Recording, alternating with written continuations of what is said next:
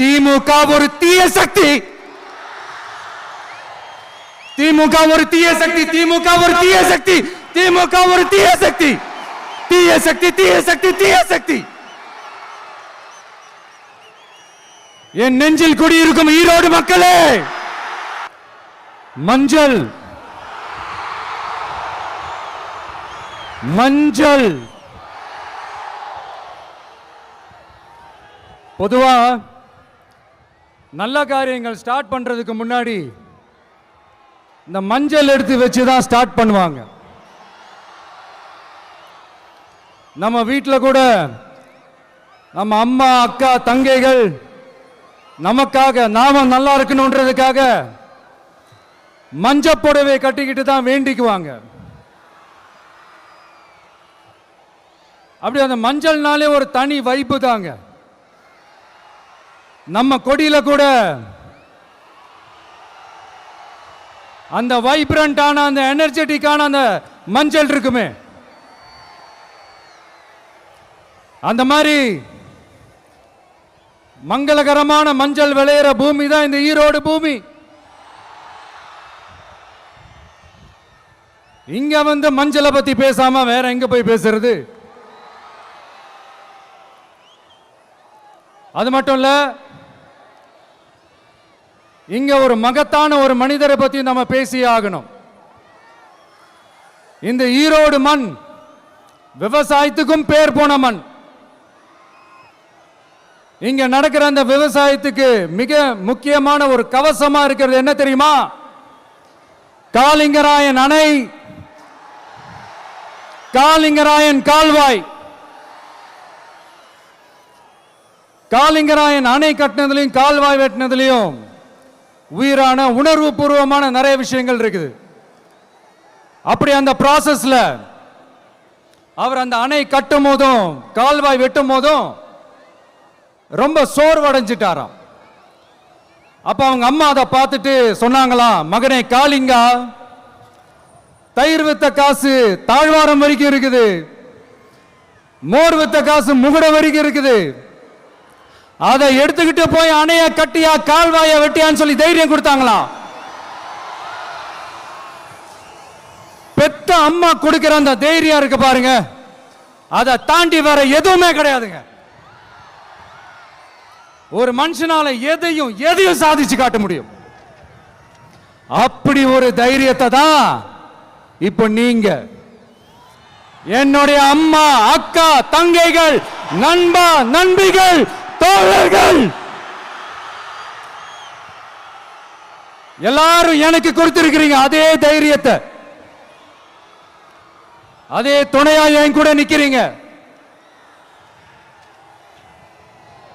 இதை எப்படி நம்ம பிரிச்சு விடலாம்? இதை எப்படி நம்ம கெடுக்கலாம்? என்னெல்லாம் அவதூறுகள் நம்ம விஜய் மேல சொல்லி மக்களை நம்ப வைக்கலாம்? என்னெல்லாம் சூழ்ச்சிகள் நம்ம விஜய் மேல பண்ணி மக்களை நம்ப வைக்கலாம்? இப்படி சூழ்ச்சிகளை மட்டுமே நம்பி பொழப்ப நடத்துற சில சூழ்ச்சிக்கார கூட்டங்கள் இதை தொடர்ந்து செஞ்சுக்கிட்டு தான் இருக்கு. ஆனா அவங்களுக்கு தெரியாது, இது இன்னைக்கு நேத்து வந்த உறவு இல்ல. கிட்டத்தட்ட 30-33 வருஷத்துக்கு மேல இருக்கிற உறவு. ஏன், நான் சினிமாவுக்கு வந்தப்போ எனக்கு வயசு 10. அப்பல இருந்தே இந்த உறவு ஸ்டார்ட் ஆகி போயிட்டு இருக்குன்னு அவங்களுக்கு தெரியாம போச்சு. அதனால என்ன பண்ணாலும், நீங்க என்ன ட்ரை பண்ணாலும், எல்லாத்தையும் விட்டுட்டு மக்களுக்காக வந்திருக்கிற இந்த விஜய மக்கள் ஒரு நாளும் கைவிட மாட்டாங்க. மக்கள் கூடவே நிக்கிறாங்க, கூடவே நிப்பாங்கன்னு அவங்களுக்கு தெரியாம போச்சு. என்னப்பா நிப்பீங்கல்ல? உங்களை நம்பிதாப்பா வந்திருக்கிறேன். அதான் இந்த சத்தம் தாங்க வாழ்நாள் பூரா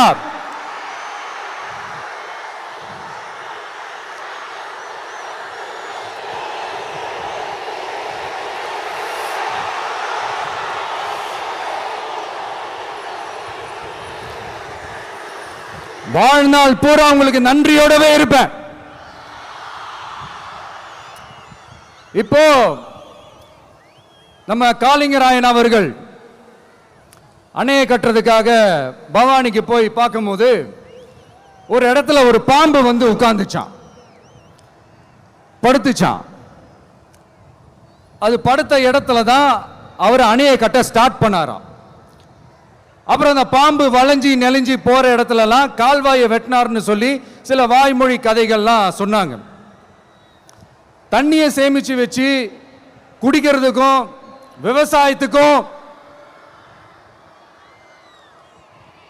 தம்பி கீழே இறங்கு, தம்பி கீழே இறங்குப்பா, ப்ளீஸ் கீழே இறங்குப்பா.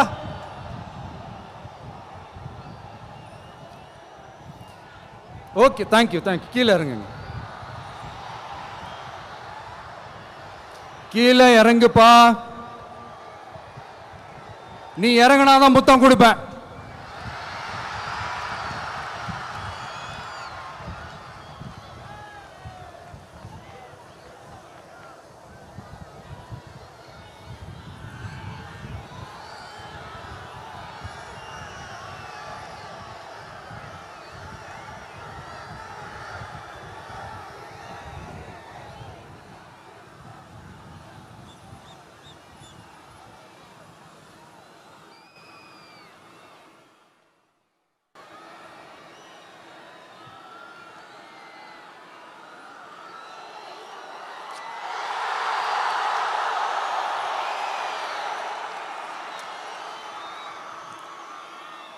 இப்படி தண்ணியை சேமிச்சு வச்சு குடிக்கிறதுக்கும் விவசாயத்துக்கும் வழி வகுக்கிறது எவ்வளவு பெரிய ஒரு நல்ல விஷயம்.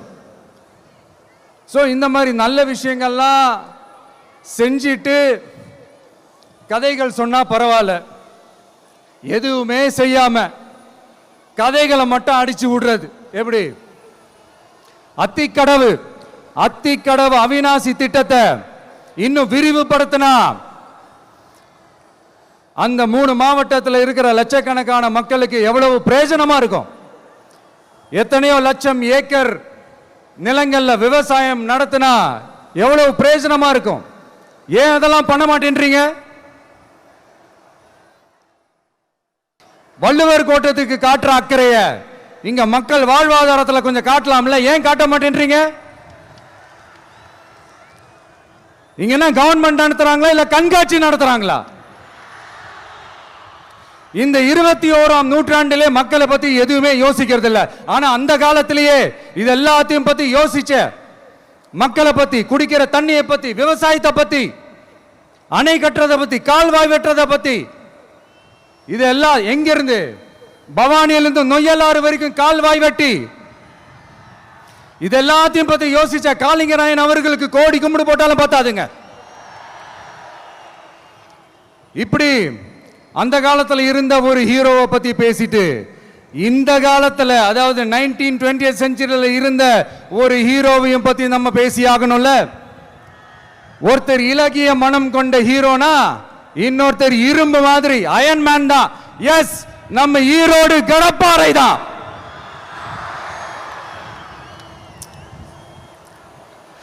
ஒட்டுமொத்த தமிழ்நாட்டையே திருப்பி போட்ட சீர்திருத்த நெம்புகோல்.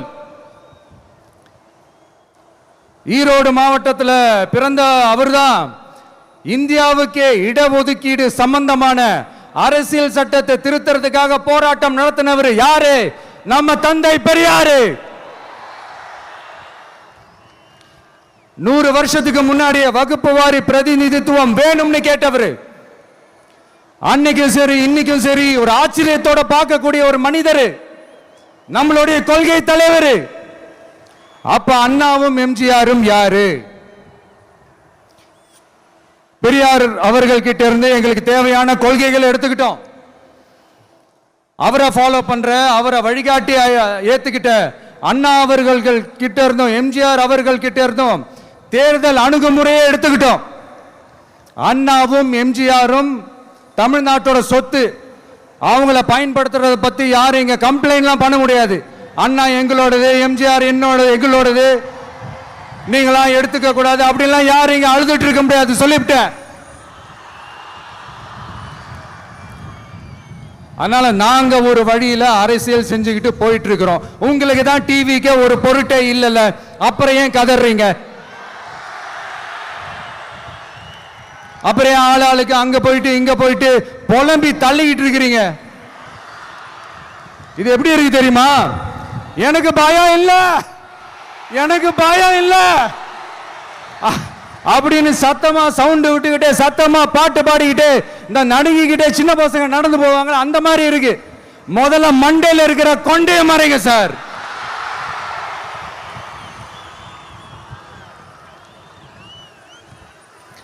சும்மா மாறு வேஷத்துல மறு வச்சுக்கிட்டு மீடியா ஆளு ரேடியோ ஆளுன்னு இவங்க ஆளுங்களே மாத்தி மாத்தி அனுப்பிக்கிட்டு இதெல்லாம் என்ன மக்களுக்கு தெரியாதுன்னு நினைச்சிட்டு இருக்கீங்களா? மக்கள் எல்லாத்தையும் உன்னிப்பா கவனிச்சிட்டு இருக்காங்க. அதனாலதான் சொல்றேன், உங்களுக்கு நீங்க கொள்ளையடிச்சு வச்சிருக்கிற காசு தான் துணை, ஆனா எனக்கு என் மேல எல்லையில்லா பாசம் வச்சிருக்கிற இந்த மாசு தான் துணை.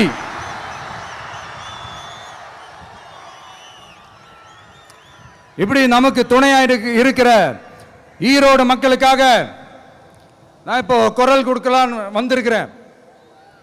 சரி, இப்ப விஷயத்துக்கு வருவோம். பெரியார் அவர்கள் கிட்ட இருந்த அந்த செல்வாக்கையும் அந்த பதவிகளையும் அந்த பவரையும் வச்சுக்கிட்டு அவர் என்ன சொன்னார் தெரியுமா?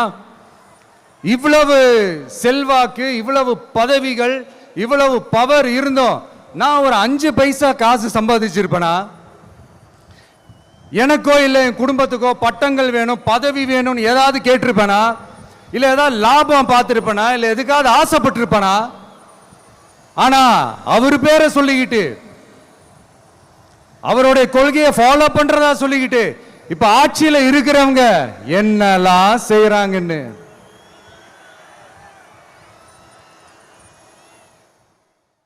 அதனாலதான் சொல்றோம், பெரியார் பேரை சொல்லிக்கிட்டு தயவு செஞ்சு கொள்ளையடிக்காதீங்கயா, தயவு செஞ்சு கொள்ளையடிக்காதீங்க. அவரு பேரை சொல்லிக்கிட்டு பெரியார் பேரை சொல்லி கொள்ளையடிக்கிற இவங்க தான் நம்மளுடைய அரசியல் எதிரி. மக்களை நீங்க சொல்லுங்க, நம்மளுடைய அரசியல் எதிரி யாரு? நம்மளுடைய கொள்கை எதிரி யாரு? ரிப்பீட், நம்மளுடைய அரசியல் எதிரி யாரு? நம்மளுடைய கொள்கை எதிரி யாரு? உங்களுக்கு புரியுதுல்ல? எனக்கு அது போதும்யா, எனக்கு வேற எதுவுமே தேவையில்லை.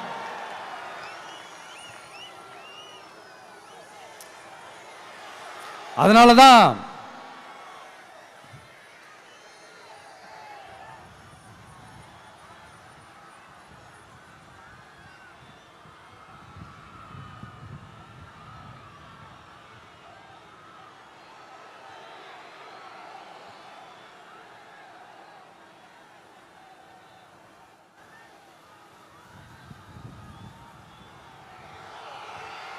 உங்களுக்கு நம்மளை பத்தி நம்ம அரசியலோட நீங்க எல்லாரும் என்னோட அரசியலோட கனெக்டடா இருக்கீங்கன்றது ரொம்ப தெளிவா தெரியுது. அதனால எனக்கு அது போதும்.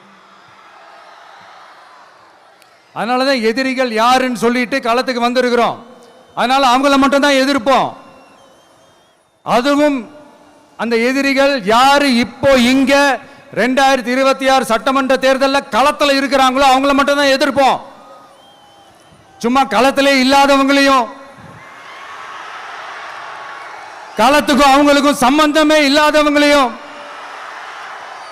எதிர்க்கிற ஐடியாலாம் இல்ல பாஸ். நீங்க கேட்கிறீங்கன்றதுக்காகலாம் எதிர்த்துட்டு இருக்க முடியாது பாஸ். எங்களுக்கு நிறைய வேலை இருக்குது.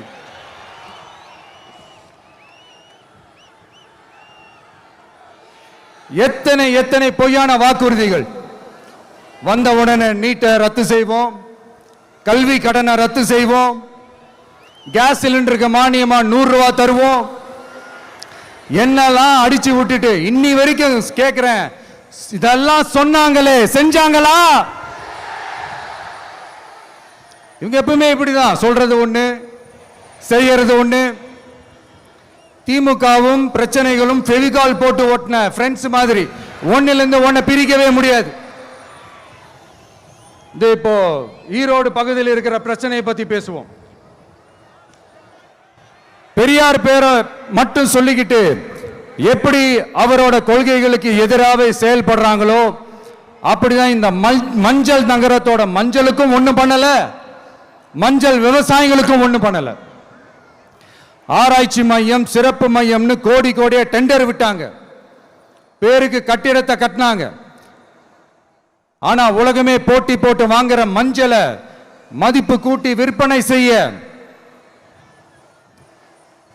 அதாவது அதோட வேல்யூ இன்க்ரீஸ் பண்ணி நம்ம விவசாயிகளுக்கும் இந்த மாவட்ட மக்களுக்கும் நன்மை செய்ய இதுவரைக்கும் என்ன செஞ்சிருக்காங்கன்னு யோசிச்சு பார்த்தா ஒரு பெரிய ஜீரோ தான். கரும்பு நெல்லுக்கு அரசாங்கம் விலை பிக்ஸ் பண்றாங்க, அதையும் ஒழுங்கா பண்றதில்ல, ஒவ்வொரு முறையும் பிரச்சனை. அங்க நெல் கொள்முதல் செய்யறதுல ஊழல். சரி, நாம கஷ்டப்பட்டு விளைய வச்சது வீணா போக கூடாதுன்னு நினைச்சு நம்ம விவசாயிகள் கேட்கிற லஞ்சத்தை கொடுத்தாலும் அதுக்கப்புறம் கூட அந்த கொள்முதல் ஒழுங்கா நடக்கிறது இல்லை. அதையும் தாண்டி ஏதோ ஒரு விலை விவசாயிகளுக்கு கிடைக்குது. அப்படிலாம் இல்லாம ஒழுங்கா நேர்மையா நம்ம மஞ்சளுக்கும் நியாயமான விலை பிக்ஸ் பண்ணி தரமான விதைகளை கொடுத்தா என்ன குறைஞ்சா போயிடுவாங்க? இதெல்லாம் யோசிக்கிறதுக்கு அவங்களுக்கு நேரமே இல்லை. 24x7 அவங்களோட யோசனை என்ன தெரியுமா? இந்த விஜயை எப்படி முடக்கலாம், தமிழக வெற்றி கழகத்தை எப்படியெல்லாம் முடக்கலாம், அப்படிதான் அவங்களுடைய சிந்தனையே 24x7. எத்தனையோ வருஷத்துக்கு முன்னாடி நம்ம காளிங்கராயர் நதிகளின் இணைப்புக்கு முன்னோடியா இருந்தார். பவானி ஆத்துல அவர் அதிகமான தண்ணி அணை கட்டி தேக்கி தண்ணீர் வறட்சியான பகுதிகளுக்கு அனுப்பினார். ஆனா இன்னைக்கு இவ்வளவு நவீன வசதிகள் இருந்தோம், இவ்வளவு சயின்ஸ் வளர்ச்சிகள் இருந்தோம், இவ்வளவு டெக்னாலஜி வளர்ச்சிகள் இருந்தோம், அவங்க வாக்குறுதியில் ஒன்று கொடுத்தாங்கல்ல, பவானி நொய்யலாறு அமராவதி 6 இணைப்பு திட்டத்துக்கு ஒரு துரும்ப கூட கிள்ளி போடல. வாக்குறுதி நம்பர் 103 சொன்னாங்களே, செஞ்சாங்களா? சரி, இதாவது ஒரு பெரிய ப்ராஜெக்ட் வைங்க. ஆறுகளை சுத்தப்படுத்த பல்லாயிரம் கோடி நிதி ஒதுக்குவோம், தமிழ்நாட்டில் உள்ள ஆறுகளை சுத்தப்படுத்துவோம்னு சொன்னாங்களே, செஞ்சாங்களா? ஆனா ஆத்து மணலை கொள்ளையடிக்கிறதுல மட்டும் வேலையை கரெக்டா செய்வாங்க. இதை நான் ஏன் திரும்ப திரும்ப சொல்றேன்னா, மக்களே நீங்க புரிஞ்சுக்கணும். கொஞ்சம் மசந்தா மற்ற மாவட்டங்கள்ல மணல் காணாம போன மாதிரி, மலைகள் காணாம போன மாதிரி, நம்ம மாவட்டத்தில் தனி வளத்தை கொடுத்த செம்மண்ணும் காணாம போறதுக்கு வாய்ப்பு இருக்கு மக்களே. நம்ம மண்ணுக்கும் நம்ம ஆத்துக்கும் நம்ம விவசாயிக்கும் தான் இந்த மோசமான நிலைமை. அதனால ஏதாவது தொழில் செஞ்சு பிழைக்கலாம்னு பார்த்தா அதுக்கும் எங்க விடுறாங்க? தொழில்னு பார்த்தா 30% நெசவாளர்களுக்கு கூலி பாக்கி.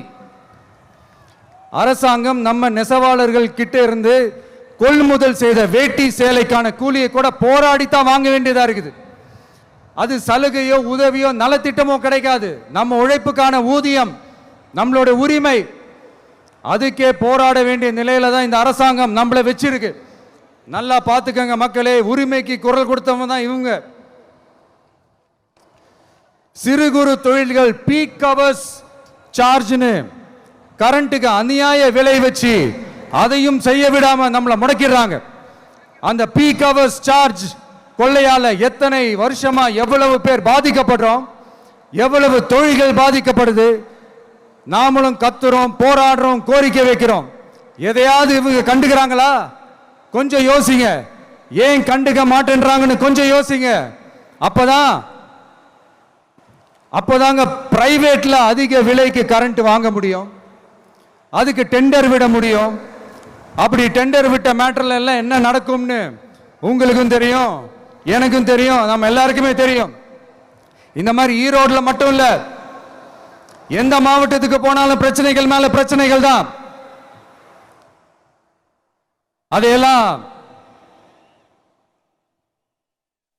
அதையெல்லாம் தீக்கிறதுக்கு ஒரு சொல்யூஷன் கூட சொல்லாம இதுல வேற பெருமையா மாடல் அரசுங்கிறது இல்ல. நான் கேட்கிறேன், கூச்சமா இல்ல?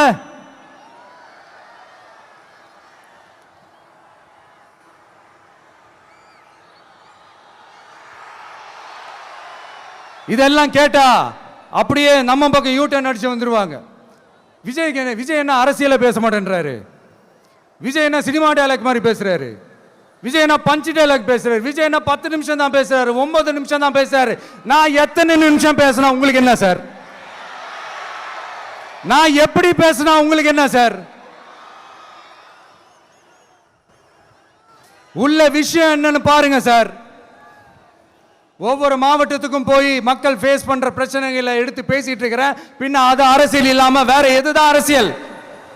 உங்களை மாதிரி தனிப்பட்ட முறையில் தரக்குறைவா அசிங்கமா பேசுறதுதான் அரசியல்னா அந்த அரசியல் நமக்கு வராது. வராதுன்னா நல்லாவே வரும். உங்களை விட எனக்கு அது நல்லாவே வரும். வேணான்னு விட்டு வச்சிருக்கிறோம். அப்புறம் உங்களுக்கு நமக்கு என்ன வித்தியாசம்? காஞ்சிபுரத்தில் நாம பேசும்போது இந்த மாதிரி உங்களால் அமைக்கப்பட போற ஆட்சியில் நம்ம ஆட்சிக்கு வந்த உடனே என்னெல்லாம் செய்ய போறோன்றது சிலது சொன்னோம்.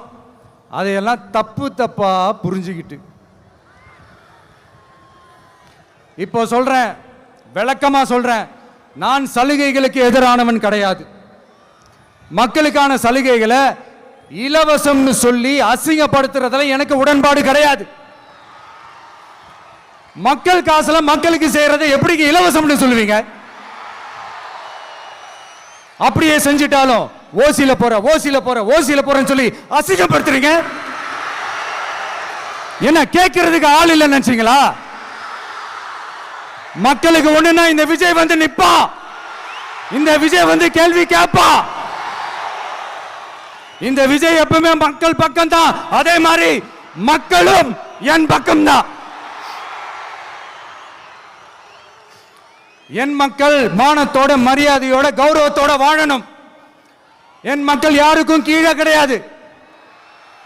அப்படி அவங்க கௌரவத்தோட வாழணும்னா அவங்களுக்கான வாழ்க்கை தரம் உயரணும். வாழ்க்கை தரம் உயரணும்னா அவங்களோட வாழ்வாதாரம் உயரணும். வாழ்வாதாரம் உயர்ந்தாதான் பொருளாதாரம் உயரும். பொருளாதாரம் உயர்ந்தாதான் வசதி வாய்ப்புகள் உயரும். இதெல்லாம் உயர்ந்தாலே ஆட்டோமேட்டிக்கா அவங்களோட வாழ்க்கை தரம், அவங்களுக்கான மரியாதை, அவங்களுக்கான கௌரவம் எல்லாமே உயரும். இதுக்கான வழிகள், அந்த சூழல்களை அந்த கவர்மெண்ட் அமைச்சு கொடுக்கணும். இதுக்கான அந்த திட்டங்களை செயல்படுத்தணும். இதெல்லாம் செஞ்சாதான் அந்த அரசாங்கம் ஒரு நல்ல அரசாங்கம். இதைத்தான் சொன்னோம்.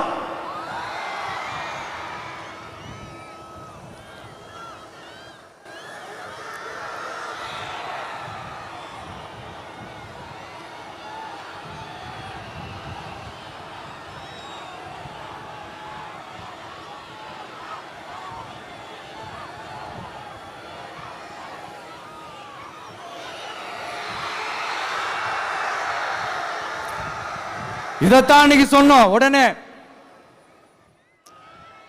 சொன்னா மட்டும் போதுமா? எப்படி செயல்படுத்துவீங்க? நாங்க என்ன வாயிலேயே வடை சுடுறதுக்கு டிஎம்கேவா?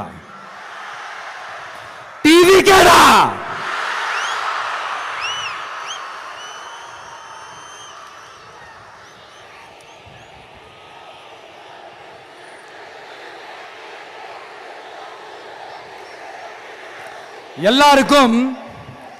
எல்லாருக்கும் நிரந்தரமான ஒரு வீடு இருக்கணும்னு சொன்னோம். உடனே எங்க ஆட்சியிலே நாங்க எல்லாரும் வீடு கட்டி கொடுத்துட்டோமே அப்படிங்கிறது இல்ல. நான் கேட்கிறேன், இங்க உங்களை தான் கேட்கிறேன், இங்க வாடகைக்கு இருக்கிறவங்களே இங்க யாரும் இல்லையா? எல்லாருக்கும் சொந்தமா வீடு கட்டி கொடுத்துட்டாங்களா? அடுத்து வீட்டில் இருக்கிற ஒவ்வொருத்தரும் மினிமம் டிகிரி படிச்சிருக்கணும் அப்படின்னு சொன்னோம். உடனே எங்க ஆட்சியிலே எல்லாரும் டிகிரி படிச்சு முடிச்சிட்டாங்களே அப்படிங்கிற மாதிரி சொல்றது அது உண்மைனா? ஸ்கூல் லெவல்லையே டிராப் அவுட்ஸ் அதிகமானது யாரோட ஆட்சியிலங்க?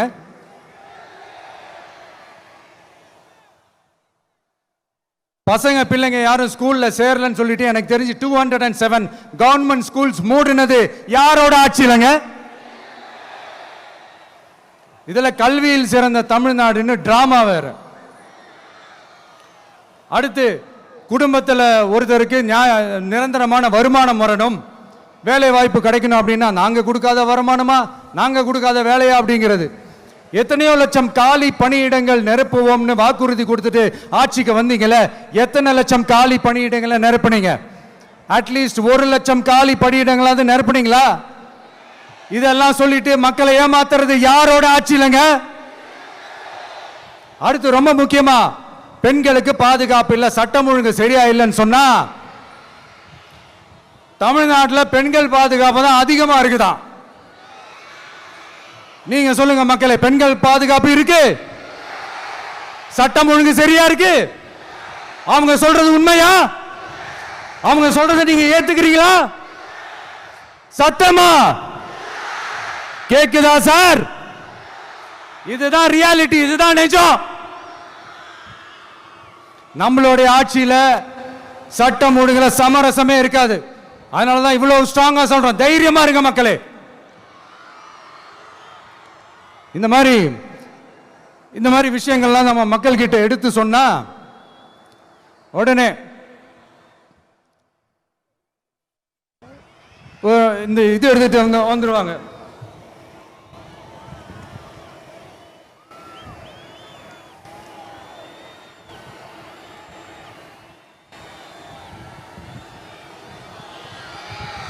இந்த மாதிரி இதெல்லாம் என்னென்ன செய்ய போறோன்றது சிலதெல்லாம் காஞ்சிபுரத்தில் சொன்ன மாதிரி சொன்னா எல்லாத்தையும் தப்பா திருச்சி பேசிக்கிட்டு அவதூறு பரப்பிக்கிட்டு. நான் கூட யோசிப்பேன், எம்ஜிஆர் அவர்களும் மேடம் ஜெயலலிதா மேடம் அவங்களும் ஒரே வார்த்தையில சொல்லி இந்த திமுகவை காலி பண்ணாங்கல்ல. நான் கூட யோசிப்பேன், ஏன் இவ்வளவு ஹார்ஷா பேசுறாங்க, ஏன் இவ்வளவு ஹார்ஷா அவங்கள திட்டுறாங்கன்னு யோசிச்சது உண்டு. இப்பதானே புரியுது. அவங்க 2 பேரும் சொன்னதை இப்ப நானும் ரிப்பீட் பண்றேன். திமுக ஒரு தீய சக்தி, திமுக ஒரு தீய சக்தி, திமுக ஒரு தீய சக்தி, திமுக ஒரு தீய சக்தி, தீய சக்தி, தீய சக்தி, தீய சக்தி. என் நெஞ்சில் குடியிருக்கும் ஈரோடு மக்களே,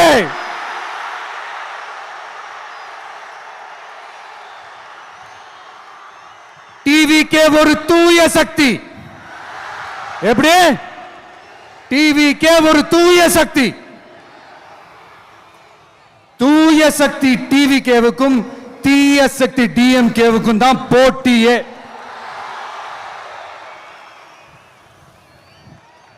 என்ன முடக்கலாம்னு நினைக்கிறீங்க, ஆனா இந்த சத்தத்தை ஒரு நாள் உங்களால முடக்க முடியாது. மக்கள் விரோத திமுக அரசை வீழ்த்த மக்கள் சக்தியான நம்மளால மட்டும்தான் முடியும். அண்ணன் செங்கோட்டையன் அண்ணன் அவர்கள் நம்ம கூட வந்து சேர்ந்தது நமக்கு ஒரு மிகப்பெரிய ஒரு பலம். அந்த மாதிரி செங்கோட்டையன் அண்ணன் அவர்கள் மாதிரி இன்னும் நிறைய பேர் வந்து சேர இருக்கிறாங்க. அவங்க எல்லாருக்குமே அந்த உரிய அங்கீகாரத்தை கொடுப்போம். அது மட்டும் இல்ல, அப்புறம் இன்னொரு விஷயம் சொல்ல மறந்துட்டேன். இப்போ ரீசண்டா ஒரு இடத்துல நம்ம சிஎம் சார் அவர்கள் பேசும்போது சொன்னாங்க, என் கேரக்டரையே புரிஞ்சுக்க மாட்டேங்கிறேன். இது சினிமா டயலாக் இல்லையா? நான் ஏதாவது பேசினா சினிமா டயலாகா? சார் பேசினா அது சினிமா டயலாக் இல்லையா? சிலப்பதிகாரத்திலிருந்து எடுத்ததான் அந்த லைன். என் கேரக்டரையே புரிஞ்சிக்க மாட்டேன்றது. உங்களை எப்படிதான் சார் புரிஞ்சுக்கிறது? எந்தெந்த விஷயத்துலலாம் சார் உங்க கேரக்டர் நாங்க புரிஞ்சுக்கிறது? அதையும் நீங்களே சொல்லிட்டீங்கன்னா கொஞ்சம் நல்லா இருக்கும் சார். சட்டம் ஒழுங்குல நாடே சந்தி சிரிக்குதே அதுலையா? பெண்கள் பாதுகாப்புல நாடே சந்தி சிரிக்குதே அதுலையா? பொய் வாக்குறுதிகளா கொடுத்து ஏமாத்தி ஆட்சிக்கு வந்தீங்களே அதுலையா? எதில் தான் சார் உங்க கேரக்டர் நாங்க புரிஞ்சுக்கிறது? ஆனா ஒண்ணு, தமிழ்நாட்டில் ஆட்சி செய்யற நீங்களும் சரி, ஒன்றியத்தில் ஆட்சி செய்யறவங்களும் சரி, நீங்க 2 பேரும் முதல்ல என்னோட கேரக்டரை புரிஞ்சுக்கணும் சார். என்னோட கேரக்டர்னு சொன்னது நம்ம மக்களோட கேரக்டர். 2026 சட்டமன்ற தேர்தலோட அந்த கேரக்டரே கொஞ்சம் வேற மாதிரி சார். அதை கொஞ்சம் தயவு செஞ்சு நீங்க புரிஞ்சுக்கணும் சார். புரிஞ்சுக்கலன்னா மக்களே உங்களுக்கு புரிய வைப்பாங்க சார். கான்பிடண்டா இருங்க சார், நல்லதே நடக்கும் சார், வெற்றி நிச்சயம் சார். மீண்டும் சந்திக்கும் வரை நன்றி, வணக்கங்க சார். நண்பா, நண்பிகள், இங்க எல்லாம் பார்த்தோம், எல்லாம் நல்லபடியா நடந்தது. சேஃபா வந்துட்டு சேஃபா வீட்டுக்கு போயிடுங்க. எனக்கு எல்லாத்தையும் விட நீங்க தான் எனக்கு முக்கியம். தயவு செஞ்சு சேஃப்டியா போயிட்டு வாங்க. ஒரு ஈரோடு செல்ஃபி ஒன்று எடுப்போமா?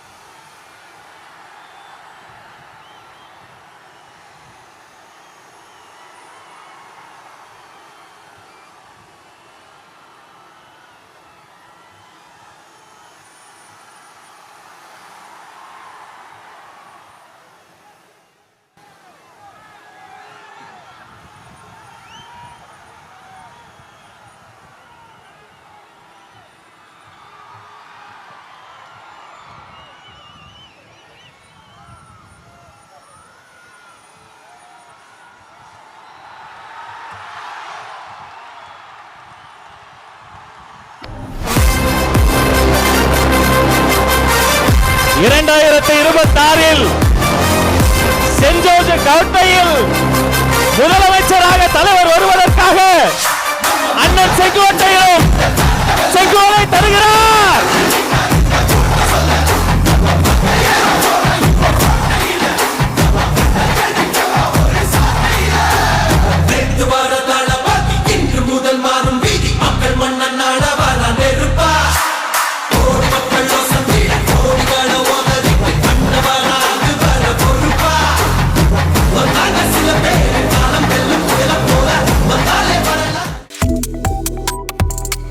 Subscribe to One India and never miss an update.